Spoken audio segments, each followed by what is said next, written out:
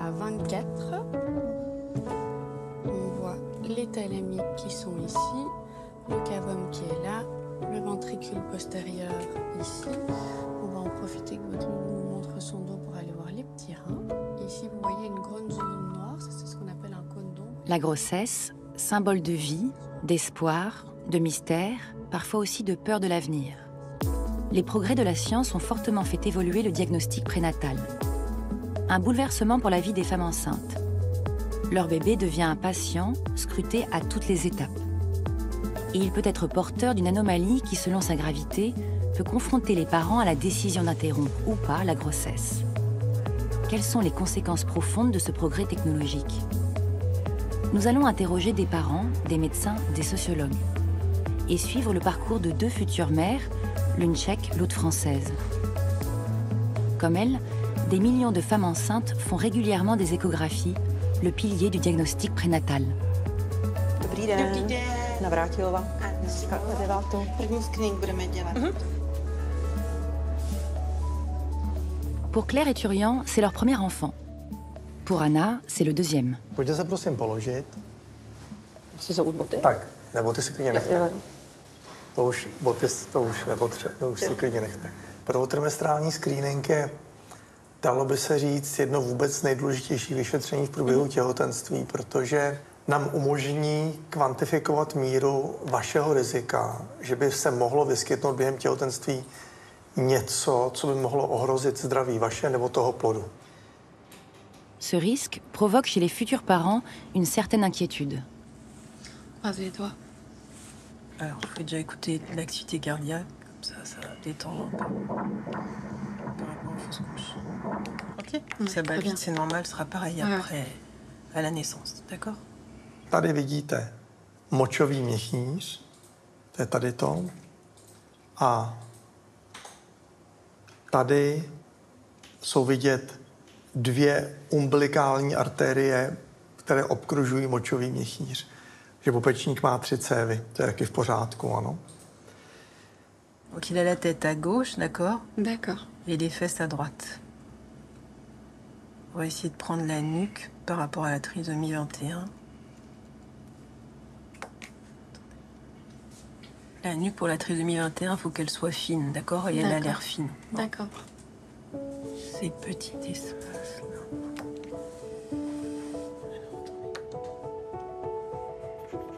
Avant l'essor de l'échographie, ce qui permettait de suivre la grossesse, de voir l'évolution favorable, c'était essentiellement le palpé utérin, c'était essentiellement les questions qui pouvaient être posées autour du déroulement de la grossesse par la femme. Et à ce moment-là, c'est vraiment la femme qui permettait de connaître l'évolution favorable de la grossesse ou de faire émerger les signes d'une anomalie.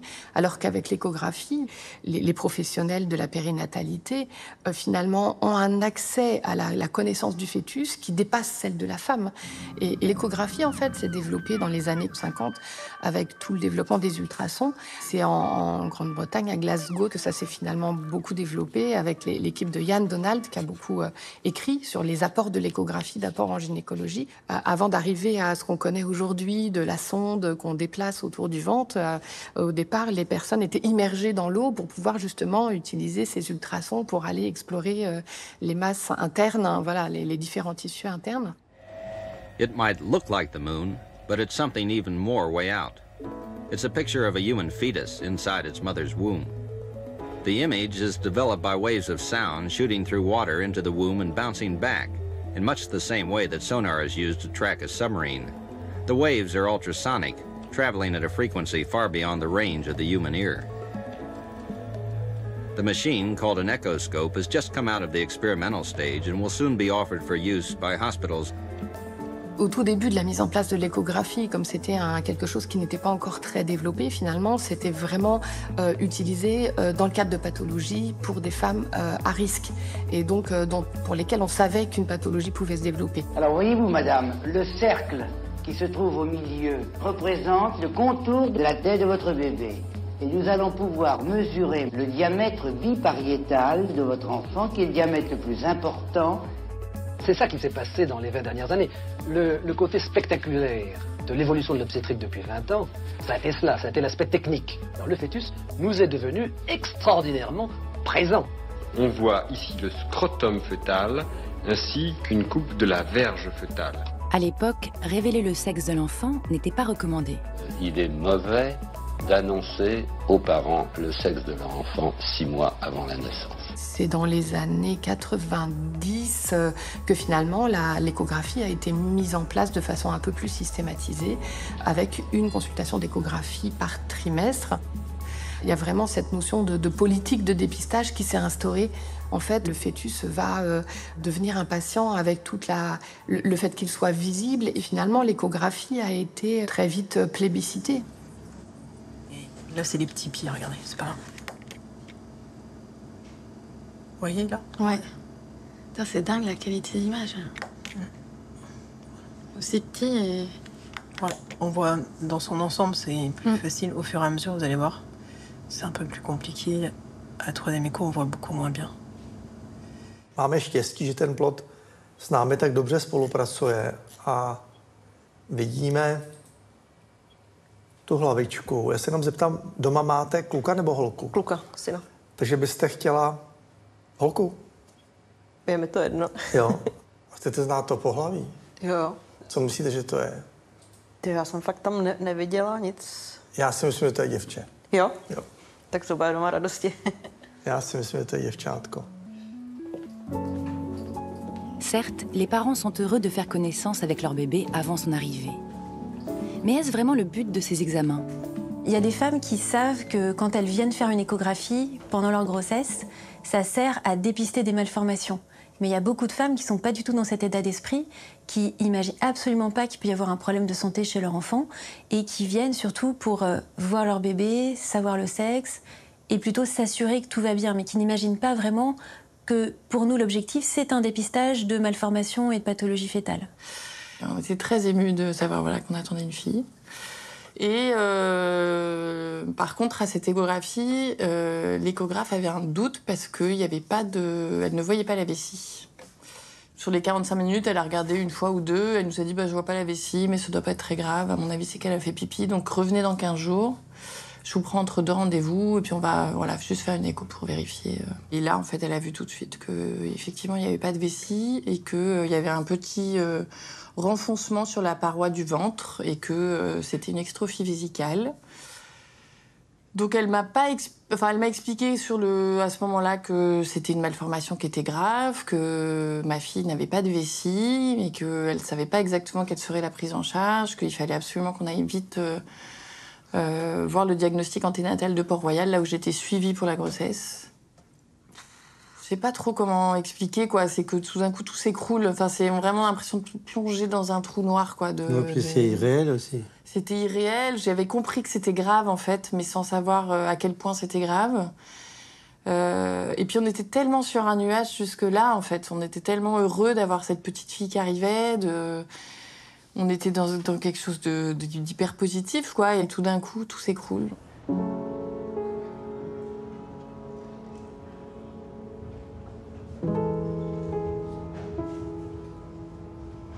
À partir du moment où nous, on commence à faire des examens pour aller regarder s'il y avait une pathologie et où on commence à parler de risques éventuels, là, effectivement, les patientes perdent un petit peu cette innocence de cette grossesse va bien se passer et je vais accoucher dans quelques mois d'un bébé en bonne santé. Parce qu'elles partent avec ce postulat de base, évidemment, et heureusement, mais avec nos examens médicaux, effectivement, on va pointer des doutes. Le mercredi, on a fait l'échographie qui a confirmé le diagnostic et dès le lendemain, on avait le rendez-vous au diagnostic anténatal avec Dr Amselem. Et là, ça a été...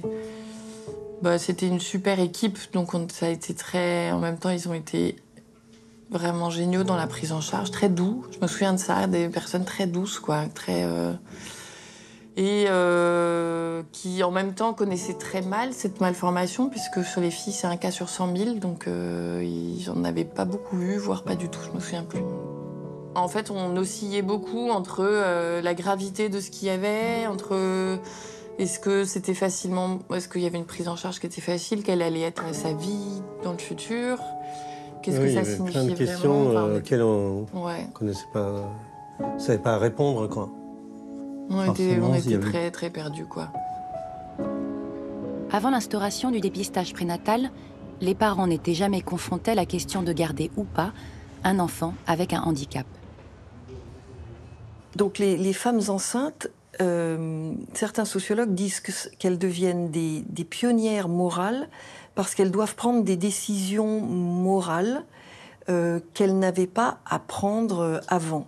Faire des tests de diagnostic ou pas, et surtout faire une interruption médicale de grossesse ou pas. Et elles sont des pionnières parce que la génération d'avant, les femmes avant que ces tests arrivent dans les années 70, eh bien la génération des femmes d'avant n'avait pas à faire ces tests-là. Donc en ça, les générations actuelles de femmes enceintes sont des pionnières par rapport à celles de leur mère ou de leur grand-mère. Et morales, parce que ce sont des décisions essentiellement morales, en fonction de leurs circonstances de vie et de leurs valeurs morales, elles doivent prendre des décisions difficiles. En fait, ce qui était très difficile, je me souviens à ce moment-là, c'est que j'avais l'impression qu'il n'y avait aucune bonne décision, quoi. Que si on décidait de la garder, cette vie allait être très très compliquée. Mais en même temps, si on décidait de ne pas la garder, tout s'écroulait, quoi. Parfois, je me disais, mais je préférerais qu'on n'ait pas le choix, en fait. Que soit on nous dise c'est pas grave et vous n'avez aucune raison d'interrompre cette grossesse, soit on nous dit c'est trop grave et il faut interrompre cette grossesse. Mais avoir ce choix-là, en fait, c'était extrêmement difficile.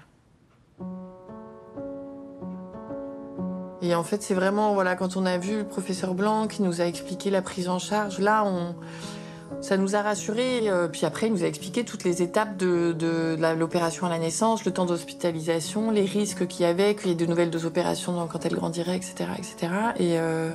Et après, il nous a dit très vite que... Enfin, ses premiers mots, c'était que notre fille n'aurait pas de problème dans sa vie sociale par rapport à sa malformation, parce qu'avec maintenant des technologies beaucoup plus avancées, et que ça ne poserait pas de problème pour sa vie sociale, qu'elle pourrait avoir des enfants, qu'elle pourrait avoir des rapports sexuels comme toutes les femmes, quoi. Donc ça nous a rassurés.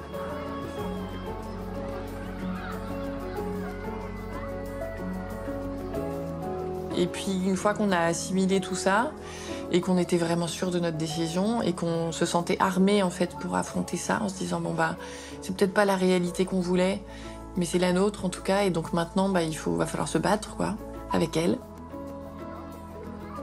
À un moment donné, on a réussi, quoi, à surmonter ça et à reprendre, à retrouver... En fait, à assimiler tout ça.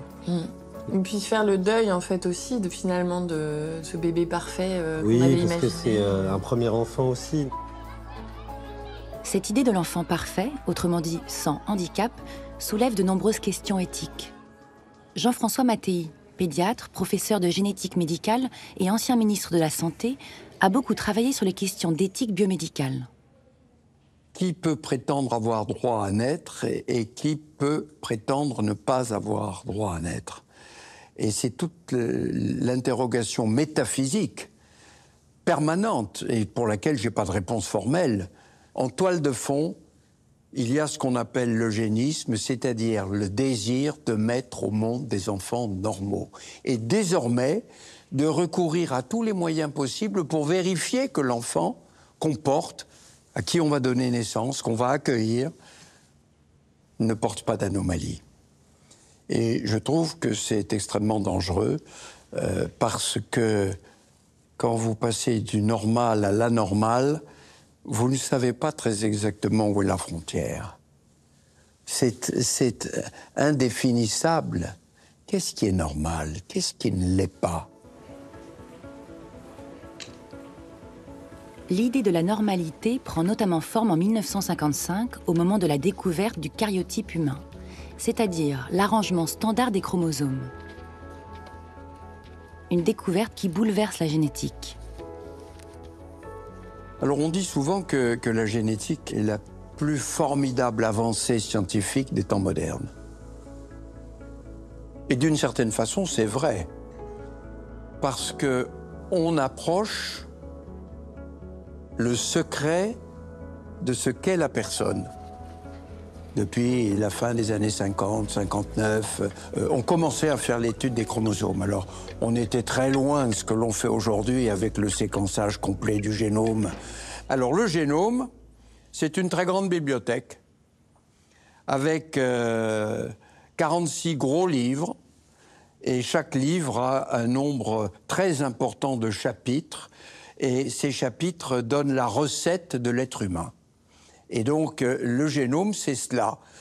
Nous avons reçu 23 chromosomes, ou si je continue la comparaison, 23 livres du côté paternel, autant du côté maternel, et tout cela donne un ensemble qu'on espère le plus souvent harmonieux, mais qui peut aussi, quand il y a une faute de frappe sur un livre, traduire une difficulté de lecture et donc une anomalie de compréhension. La génétique a tranché. Un individu doit avoir 46 chromosomes rangés par paire.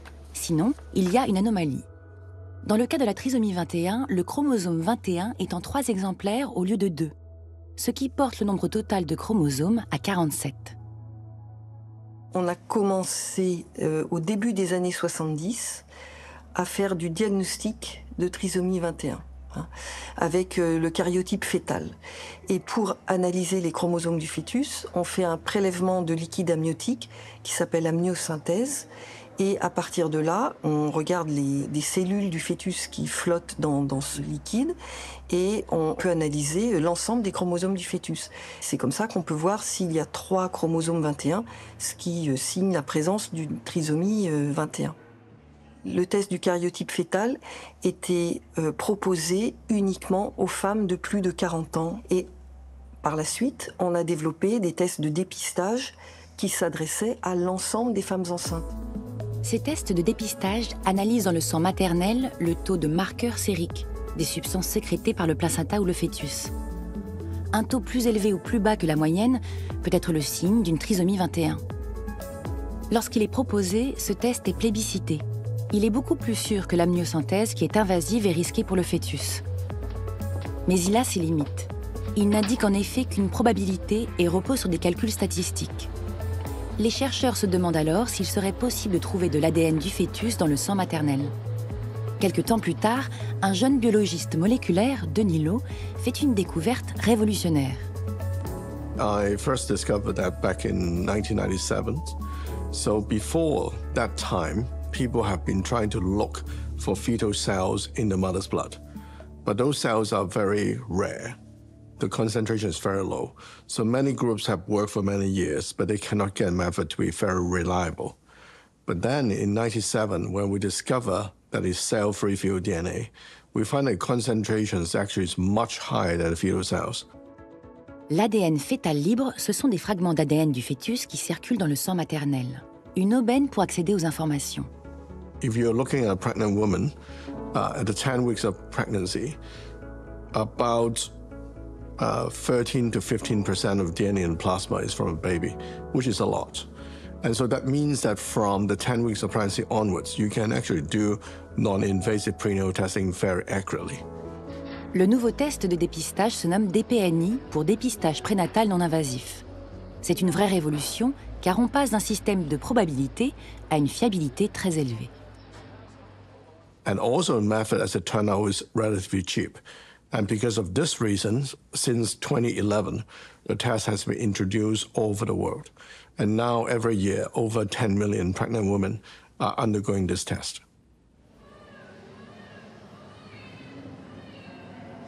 Dneska, jak se změnilo to reprodukční chování, jak je ten obrovský tlak na to, aby všechno bylo dokonalý, spolehlivý, bez chyb, tak samozřejmě spousta párů udělá maximum pro to, aby ta informace pro ně, že ten plod je zdravý, byla co možná nejlepší.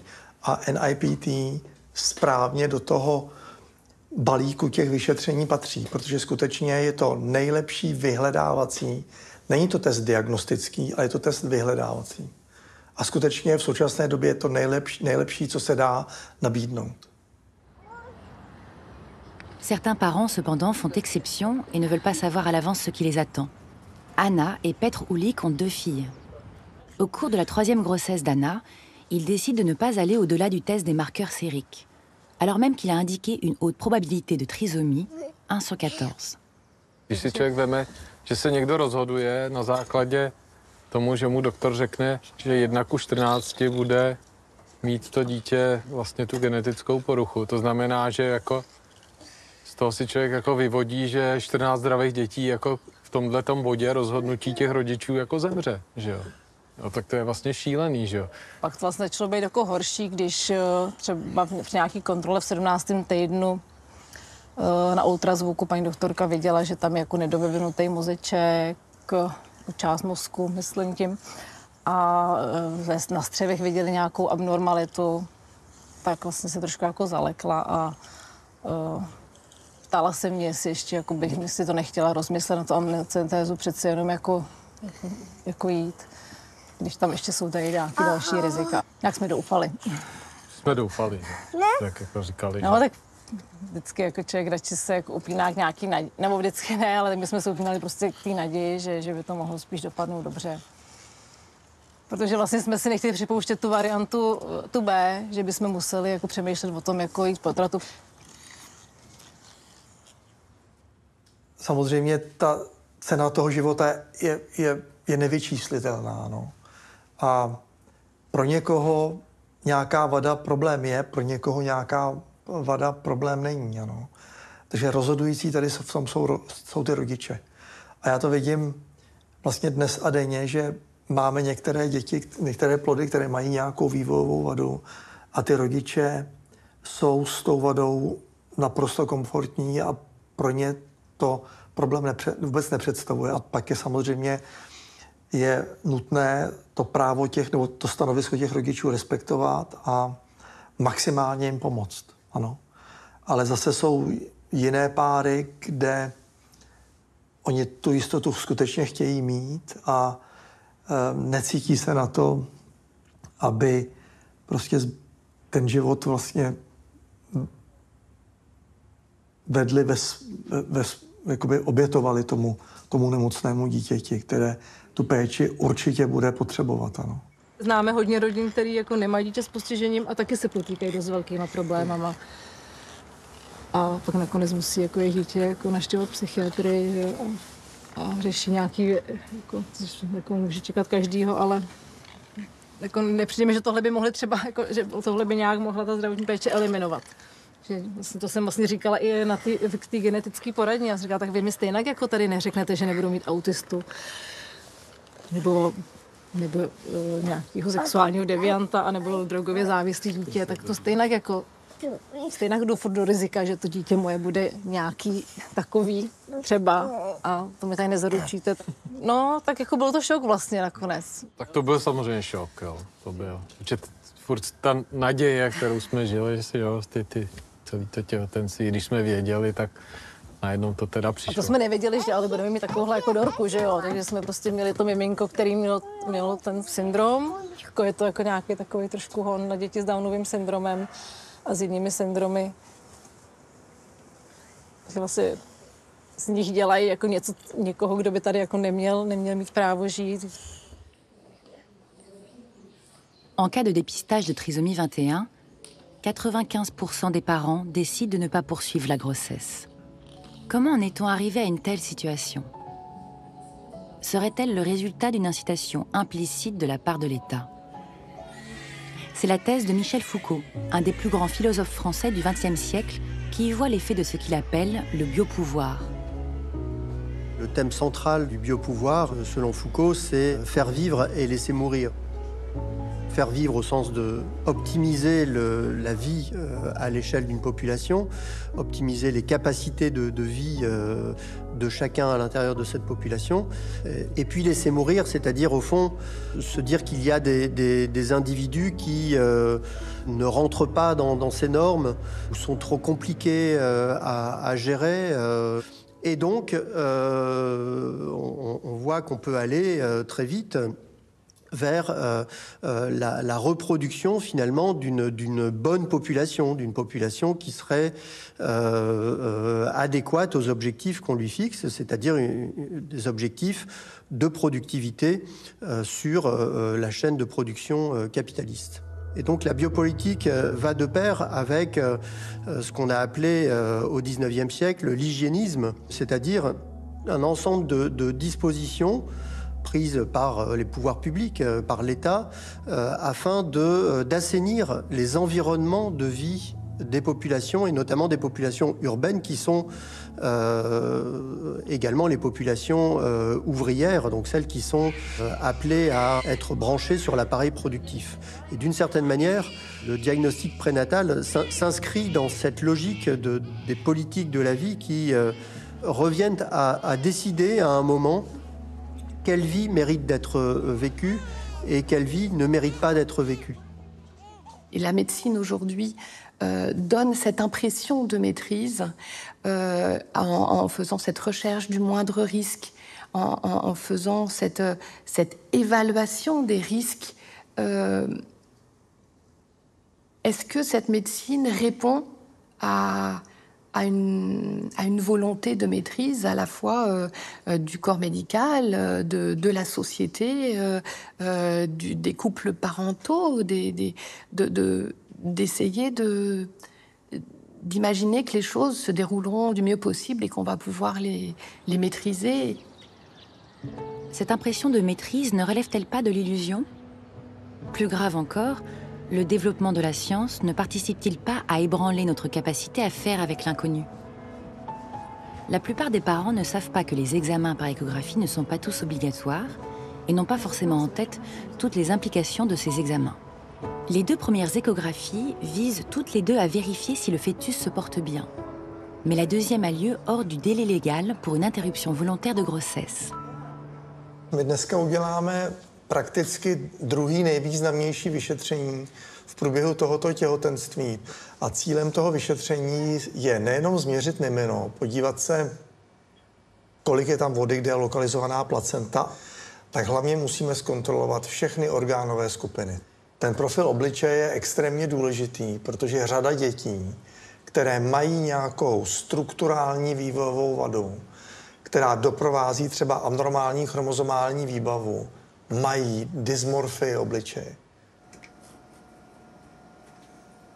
Là, j'ai pas mal de petites mesures à faire, mais je pense qu'on les a déjà...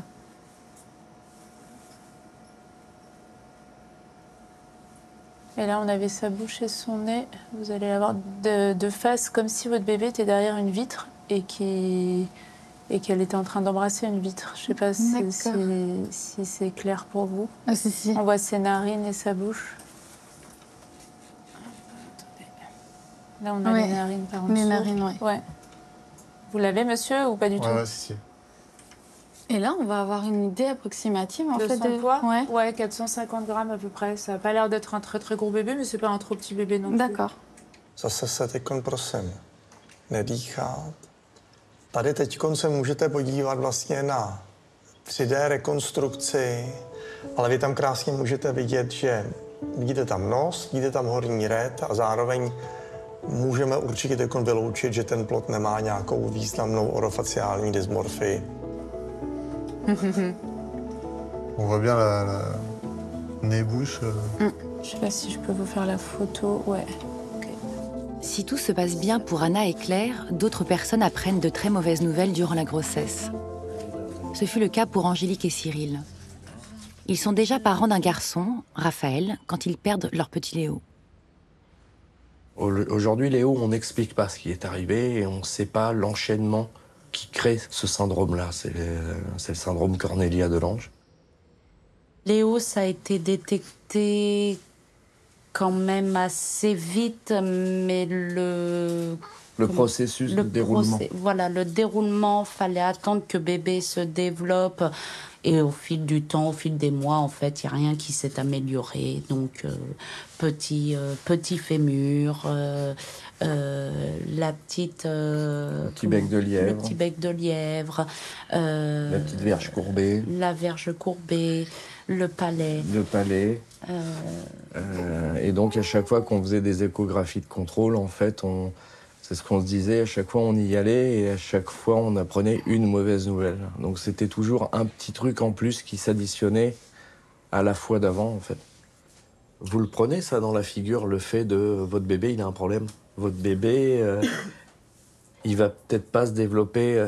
Oui, mais vous en êtes sûr ou pas sûr?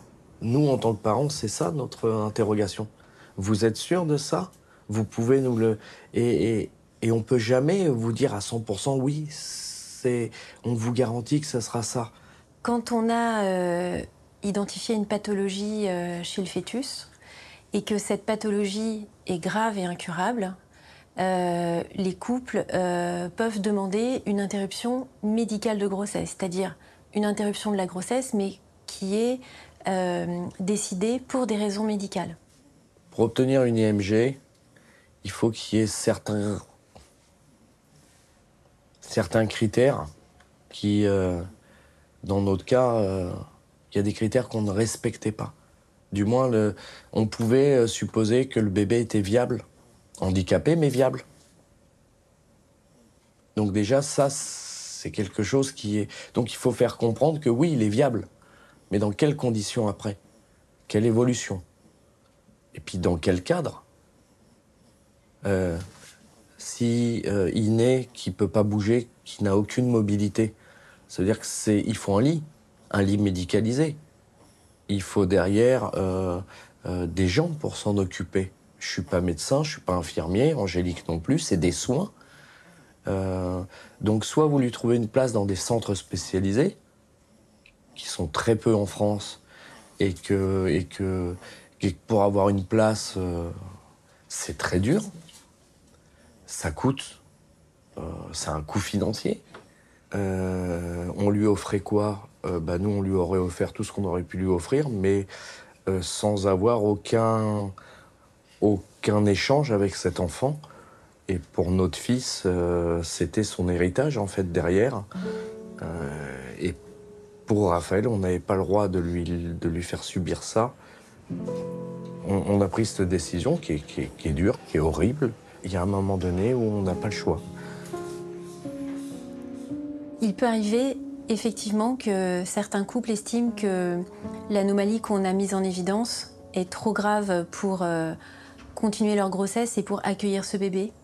Et ils sont dans une demande d'IMG qui, pour nous, n'est pas recevable. On n'est pas, pour nous, dans le cadre de la loi. Et on pense qu'on peut prendre en charge correctement cet enfant et que la qualité de vie de l'enfant est quand même satisfaisante. Et ça nous met dans une position très délicate parce que c'est pas nous, évidemment, qui allons élever cet enfant. Et parfois, certains couples nous le reprochent. Ils nous disent « c'est vous qui jugez une situation », alors que c'est nous qui allons ensuite accueillir cet enfant qui est un peu différent. Et donc, de quel droit, finalement, vous pourriez, vous, décider à notre place que cette grossesse ne peut pas donner lieu à une interruption médicale de grossesse? On me disait encore d'attendre. Il faut attendre encore quelques examens. Je dis non, on ne peut pas attendre. Enfin, lui grandit, j'ai mon ventre, c'est un ballon, je veux cet enfant. Malheureusement, depuis des mois, on voit qu'il y a une évolution, il y a une évolution, ça ne va pas dans le bon sens. On sait que c'est quand même grave.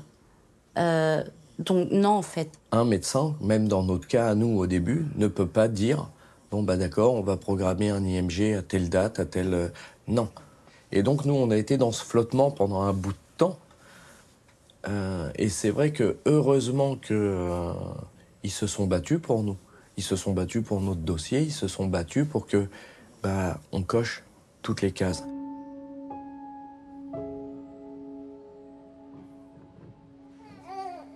Et ils injectent un anesthésiant, en fait, pour que le bébé s'endorme, et de façon à ce qu'il s'endorme, mais qu'il ne se réveille pas. Et donc, on vous endort votre bébé dans le ventre, en fait, et là, on vous dit c'est bon, il dort, ça y est. Et à partir de là, c'est entre guillemets un accouchement naturel par voie basse, sauf que bien évidemment, comme le bébé est endormi, il n'y a plus le phénomène naturel des contractions. Donc ils injectent un petit produit qui déclenche ces contractions pour pouvoir donc expulser le bébé, expulser le placenta. Et donc c'est long, c'est long. L'injection dans le cordon ombilical, c'est une transgression qui va à l'encontre des raisons pour lesquelles on a choisi ce métier en général. Parce que faire l'injection dans le cordon ombilical, sous échographie, en salle de naissance, ça c'est moi qui le fais, mes collègues, etc. Donc si c'est nous qui participons à cet acte. Et donc, oui, quelque part, on se dit, c'est nous qui avons décidé, et en plus c'est nous qui faisons l'acte. Même si ça me touche parfois et que je sors du geste et que j'ai beaucoup d'émotions, je me dis que peut-être que j'ai accompagné au mieux ce couple dans cette décision et que c'était peut-être la meilleure chose à faire pour eux. Le diagnostic prénatal place certains parents dans une position très difficile. Mais en contrepoint, les avancées médicales sont porteuses de beaucoup d'espoir. Ces images donnent l'impression de quasiment pouvoir toucher le fœtus.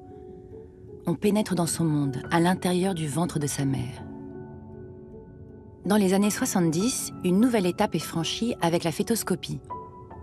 Les premières fibres optiques permettent d'observer le fœtus, mais aussi les premières opérations chirurgicales in utero.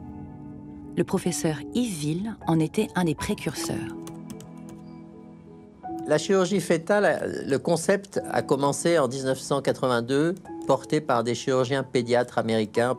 Et donc, les obstétriciens ont commencé à faire des choses simples. La première chose simple, qui n'est pas de la chirurgie, c'est de voir qu'un fœtus était très, très, très anémique et de pouvoir lui donner une transfusion. Ça a été historiquement le premier geste invasif in utero, directement avec un accès au fœtus. Donc, on donne une transfusion. Donc, les premiers pas de la fœtoscopie, c'était pour pouvoir ponctionner la veine du cordon sous accès direct, parce que l'échographie n'était pas assez performante. Et puis, après, on a vu que certains fœtus avaient le thorax rempli d'eau et que ça comprimait leur cœur et qu'ils étaient en défaillance cardiaque et que si on faisait rien, ils mouraient in utero ou à la naissance. Pour opérer une hernie diaphragmatique, on insère un ballonnet dans la trachée du fœtus. Celui-ci bloque temporairement le passage de l'air, ce qui aide à gonfler les poumons et favorise leur développement. Le ballonnet est ensuite retiré avant la naissance. Pour proposer une chirurgie in utero, il faut que la malformation, on pense qu'elle ait une très forte probabilité soit de faire mourir l'enfant, enfin d'entraîner la mort de l'enfant, même avec un très bon traitement après la naissance, soit de laisser des séquelles graves. Depuis les années 2000, une autre technique est utilisée, le laser. Voilà, vous n'allez rien sentir pour le laser, vous allez juste entendre le bruit, madame. Hein. Par exemple, dans le cas d'un syndrome transfuseur-transfusé, un déséquilibre de circulation sanguine entre des jumeaux, on sépare le placenta en deux. La procédure permet la survie d'un ou des deux jumeaux. Dans le cas du spina bifida, une malformation de la colonne vertébrale, on ouvre le ventre de la mère pour y opérer le fœtus. Tout ce qu'on fait avec un abord direct du fœtus est risqué parce que la tolérance du fœtus peut être variable. Et donc, déjà, tous ces gestes in utero ont un risque, non seulement de ne pas empêcher le fœtus de mourir, mais potentiellement de le tuer. Donc ces gestes, on les fait pour qu'ils soient salvateurs et qu'ils servent à quelque chose, mais en eux-mêmes, ils sont agressifs, ils sont invasifs. Certaines pratiques expérimentées dans les années 90, comme les opérations dites à ciel ouvert, ont été, elles, abandonnées. Le bébé était carrément extrait du ventre en laissant juste la tête à l'intérieur. Ces opérations sont jugées trop dangereuses pour la santé de la mère.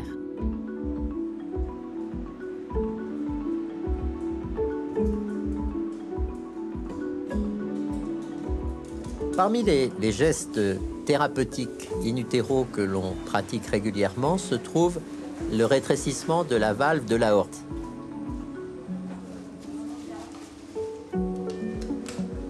Les interventions chirurgicales postnatales qui sont proposées sont extrêmement complexes, successives, multiples et aléatoires. Et par conséquent, ce geste a pour but in utero à l'aide d'une aiguille et d'un petit ballon qu'on va gonfler, d'élargir cette valve pour permettre une circulation qui soit améliorée et une dynamique du ventricule et de sa contractilité qui reste suffisamment correcte pour qu'il se développe jusqu'à un stade acceptable avec une bonne circulation postnatale sur les deux côtés du cœur.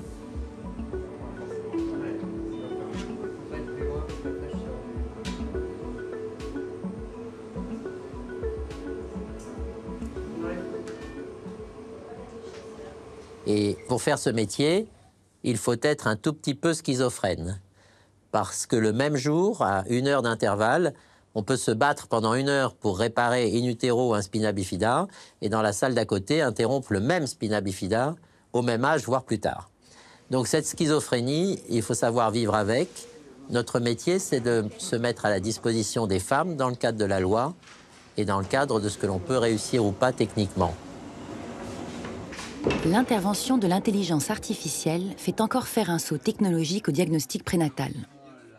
Les professeurs Yves Ville et Julien Stierman ont conçu avec des mathématiciens et des spécialistes des bases de données un logiciel qui donne une toute autre dimension aux examens d'échographie fétale. Notre besoin à nous, à moi à l'hôpital Necker et à mes collègues, est lié au fait qu'on a souvent des échographies à faire pour des fœtus qui présentent des malformations dans le but de diagnostiquer des maladies génétiques. Et ces maladies génétiques, elles sont aussi rares qu'il y en a un grand nombre. Et lorsqu'on fait une échographie, l'objectif de trouver ces maladies rares est difficile à remplir parce qu'il est impossible pour un échographiste comme moi de retenir tous les signes qui sont possibles pour toutes ces différentes maladies rares. J'en connais une trentaine ou quelque chose comme ça. Un généticien en connaît 200 ou 300, mais il y en a des milliers. Et donc, on avait besoin d'un logiciel qui nous aide à naviguer dans ce savoir que l'on n'a pas, qui soit un logiciel connecté à une base de données qui soit beaucoup plus grosse que mon cerveau et qui me dise, eh bien, va faire, dans ton examen, va chercher ce signe-là, va faire ceci, va faire cela, cherche des symptômes qui correspondent à des maladies et qui vont m'aider dans mon examen pour être sûr que si ce fœtus est atteint d'une maladie que je ne connais pas, que je ne passe pas à côté du diagnostic. Par la suite, l'équipe a élargi la fonctionnalité du logiciel pour qu'il remplisse aussi la fonction d'une forme de contrôle qualité. Et ça va m'aider.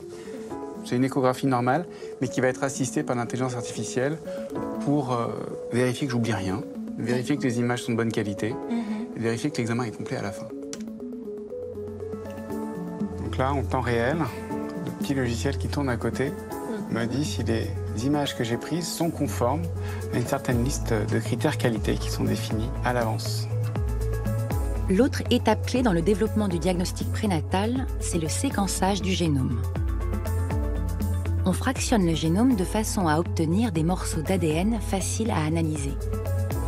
Grâce à cette opération, on peut lire tout ou une partie du génome et déceler ainsi d'éventuelles variations indicatrices de certaines maladies.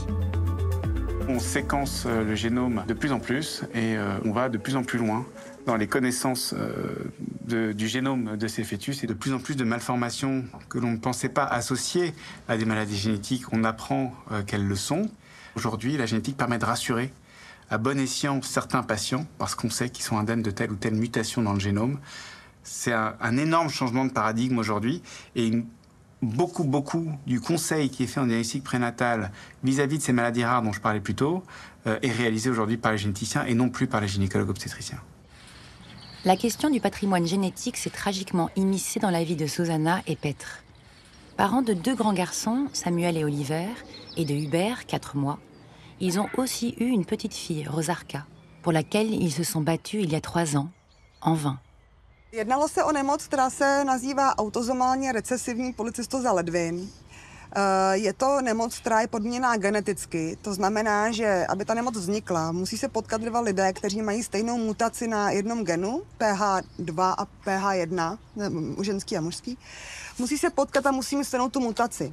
A pak mají 25% šanci, že jejich dítě bude mít tuhletu nemoc, 50% šanci, že nebude mít žádnou nemoc a 25% šanci, že bude přenašečem té nemoci. Říkám to správně? Ne. 25%, že ji bude mít. Ano. 50%, že bude přenašečem jednoho nebo druhého genu a 25%, že bude úplně je to geneticky podmíněné, takže vlastně my jsme, a ta šance, že se tyhle 2 lidi potkají, je asi jedna... Myslím si, že nám říkali, že to je 1 ku 16 milionům. Jo, je to strašně vzácný, ale my jsme se potkali. Oni vám, ty doktoři neřeknou, hejte, ona určitě umře. Jo? Oni vám řeknou, má policistov z ledvin, je to velmi závažné onemocnění, přežívá jenom, kolik říkali, 10%, tak nějak, že přežívá hrozně málo. A tady takovejhle vějíř toho, jak to všechno může probíhat. Oni vám neřeknou, vaše dítě určitě umře. Oni vám řeknou, má takovou a takovou nemoc a může to probíhat tak. A tehdy jsme se spolu vlastně se Zuzkou o tom hodně bavili a rozhodli jsme se, že i tak přes tu diagnózu budeme pokračovat, že i tam je nějaká šance, že záleží na tom, jak moc závažný to bude nebo nebude a řekli jsme si tehdy, že uděláme všechno pro její záchranu. A byli jsme připraveni absolvovat všechny třeba operace ledvin. Transplantaci případnou. Následně pak tam byla dialýza, i v domácí péči, o tom jsme si všechno nastudovali. Bylo by to hodně náročné, ale chtěli jsme prostě pro ní udělat první, poslední. Já jsem do poslední chvíle věřila tomu, že to nějak dá. Já jsem si nemyslela, že umře. Já jsem si myslela, že to nějak dá, že se dotáhneme nějak k té transplantaci a že s náma bude být třeba s nějakým omezením, ale že to nějak dá. Ale samozřejmě nakonec to dopadlo tou nejhorší variantou. Narodila se s obrovskými ledvinama, policistozníma, které prakticky vůbec nefungovaly. Ale ukázalo se po narození, že ten hlavní problém nebyly ledviny, ale plíce, protože ty plíce byly celou dobu těma ledvinama utlačované, byly malé, nedovyvinuté a Rozárka nedokázala dýchat. Vzpomínám si na jeden moment, kdy nám paní doktorka se snažila něco sdělit a my jsme slyšeli vlastně, že nám říká, že se lepší. Ve skutečnosti nám říkala, že udržovat jí dál při životě vlastně už hraničí s nějakou lidskostí a že má nejsilnější dávky opiátů, aby nic necítila a že už vlastně se to nikam neposune. Že rozhodlo zdravotní koncilium, že nám dají tohle doporučení. To tehdy bylo hrozně těžké se rozhodnout, protože vlastně vy chcete, aby vaše dítě žilo za každou cenu, prostě byste pro něj udělal první, poslední.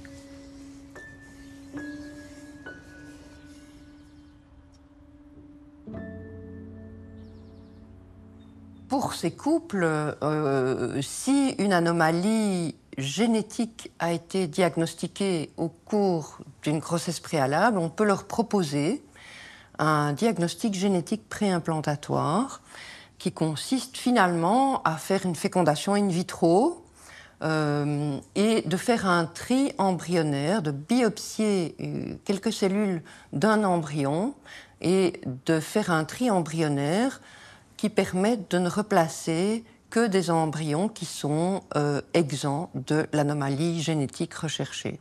Donc on évite ainsi aux parents d'avoir un nouvel épisode d'une grossesse qui est avec un fœtus qui est porteur d'une anomalie génétique. Mais par ailleurs, on a parfois des couples qui, après plusieurs échecs de diagnostic génétique préimplantatoire, retournent vers une tentative de conception spontanée parce que le désir d'enfant est quelque chose de terriblement puissant et existentiel.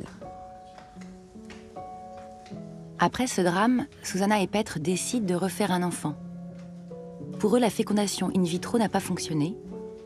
Ils décident de concevoir leur enfant naturellement, en ayant conscience des 25% de risque qu'il soit atteint de la polykystose rénale. Hubert est porteur du gène, mais il n'est pas malade.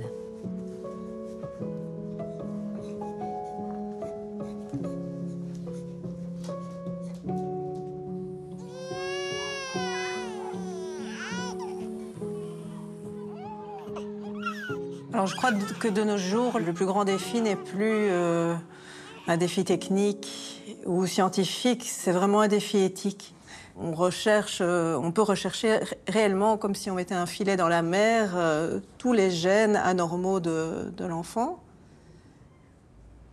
avec ou sans le contexte clinique, c'est-à-dire qu'on peut même découvrir des maladies qui ne se manifestent pas encore, qui n'ont pas de signes échographiques, qui n'ont pas de manifestations et mais qui sont déjà présentes au niveau du génome.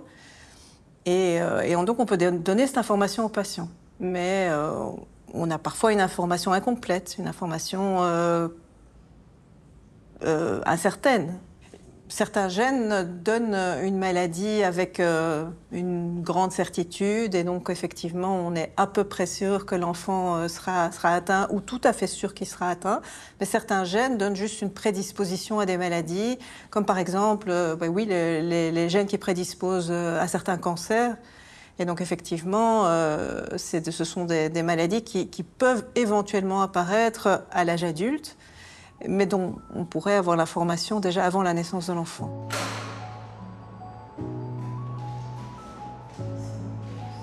Donc aujourd'hui, on a la possibilité de définir certaines pathologies, certaines maladies qui finalement n'ont pas encore d'expression clinique et n'existent pas et ne sont pas perçues par les patientes. Donc cette médecine qui évolue vers une médecine prédictive est encore très, très différente de précédemment. Et on peut se poser la question dans le contexte de la grossesse de cette notion d'exigence et de normalité et d'enfant parfait. Les grossesses de Claire et Anna touchent à leur fin. C'est le moment de la 3e échographie pour vérifier le poids et le placement du bébé. Kolik jste přibrala během těhotenství? No teďka asi 25 kilo. 25 kilo. Vy cukrovku nemáte těhotenskou? Nemám a byla jsem jako na hranici. Dobře. Ale ne. Donc le dos plutôt ici, Ouais, du coup de votre côté gauche. Donc ce que vous voyez ici, c'est bien les petites fesses qui remontent ici. Elle a tendance à mettre ses fesses là, Pardon. Ici, on voit bien le petit cœur qui bat. No a vy byste, že my jsme mluvili o tom, že byste měla rodit císařským řezem z toho důvodu, že máte za sebou císařský řez a máte plod, který jehož porodní hmotnost by mohla být vysoká. Bon, bah top, 3,4 kg. Ouais. Il n'y a plus qu'à. Ouais, c'est ça. Claire accouche à terme d'une petite fille, Liv. Anna, elle, accompagnée par son mari, se prépare pour l'accouchement par césarienne de sa fille, Laura. La grande aventure de la vie ex-utéro peut commencer.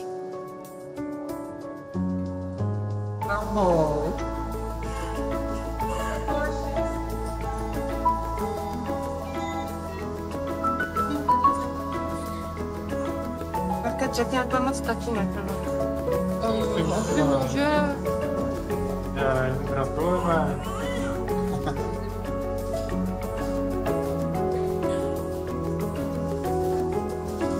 Pojďte fotit klidně, chcete.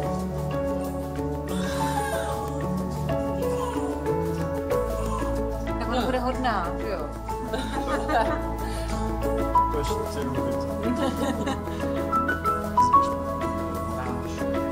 Se spátla. 2830. Vítám.